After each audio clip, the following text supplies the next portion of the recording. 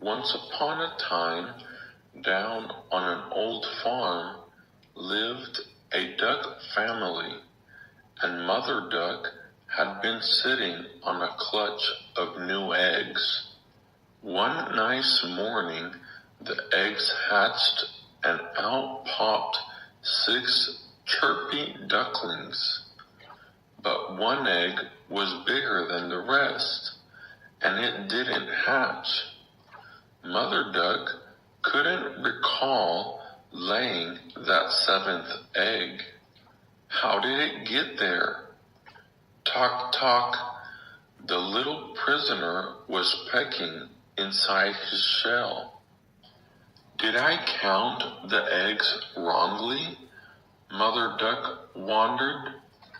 But before she had time to think about it, the last egg finally hatched. A strange-looking duckling with gray feathers that should have been yellow gazed at a worried mother. The ducklings grew quickly, but Mother Duck had a secret worry. I can't understand how this ugly duckling can be one of mine, she said to herself, shaking her head as she looked at her last born. Well, the gray duckling certainly wasn't pretty, and since he ate far more than his brothers, he was outgrowing them. As the days went by, the poor ugly duckling became more and more unhappy. His brothers didn't want to play with him. He was so clumsy, and all the farmyard folks simply laughed at him. He felt sad and lonely, while Mother Duck did her best to console him.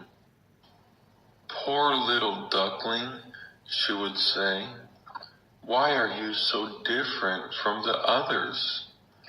And the ugly duckling felt worse than ever. He secretly wept at night. He felt nobody wanted him. Nobody loves me. They all tease me. Why am I different from my brothers? Then, one day, at sunrise, he ran away from the farmyard.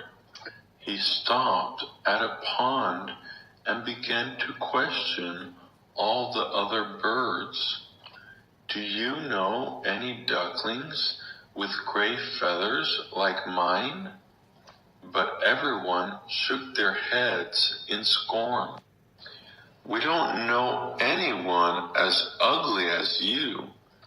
The ugly duckling did not lose heart, however, and kept on making inquiries. He went to another pond where a pair of large geese gave him the same answer to his question. What's more, they warned him, "Don't stay here. Go away. It's dangerous. There are men with guns around here." The duckling was sorry he had ever left the farmyard. Then, one day, his travels took him near an old countrywoman's cottage. Thinking he was a stray goose, she caught him. "I'll put this in a hutch. I hope it's a female and lays plenty of eggs," said the old woman, whose eyesight was poor. But the ugly duckling laid not a single egg.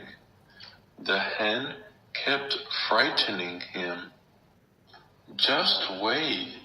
If you don't lay eggs, the old woman will wring your neck and pop you into the pot." And the cat chipped in, "Heh heh, can gnaw at your bones." The poor ugly duckling was so scared that he lost his appetite, though the old woman kept stuffing him with food and grumbling, "If you won't lay eggs, at least hurry up and get plump." "Oh, dear me," moaned the now terrified duckling. "I'll die of fright first. And I did so hope someone would love me." Then, one night, finding the hutch door ajar, he escaped. Once again, he was all alone. He fled as far away as he could, and at dawn he found himself in a thick bed of reeds. "If nobody wants me, I'll hide here forever."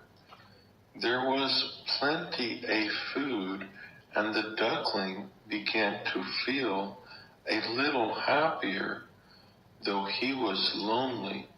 One day, at sunrise, he saw a flight of beautiful birds winged overhead. White, with long slender necks, yellow beaks, and large wings, they were migrating south. "If only I could look like them, just for a day," said the duckling, admiringly. Winter came, and the water in the bedreed froze. The poor duckling left home to seek food in the snow. He dropped exhausted to the ground, but a farmer found him and put him in his big jacket pocket. "I'll take him home to my children. They'll look after him. Poor thing, he's frozen." The duckling was showered with kindly care at the farmer's house. In this way, the ugly duckling was able to survive the bitterly cold winter.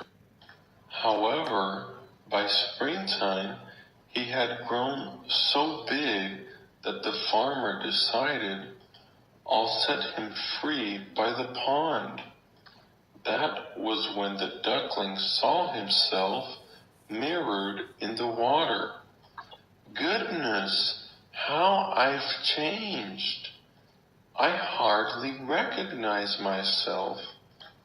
The flight of swans winged north again and glided onto the pond. When the duckling saw them, he realized he was one of their kind, and soon made friends. "We're swans, like you," they said warmly. "Where have you been hiding?" "It's a long story," replied the young swan, still astounded. Now he swam majestically with his fellow swans. One day he heard children on the riverbank exclaim, "Look at that young swan! He's the finest of them all!" And he almost burst with happiness. The end.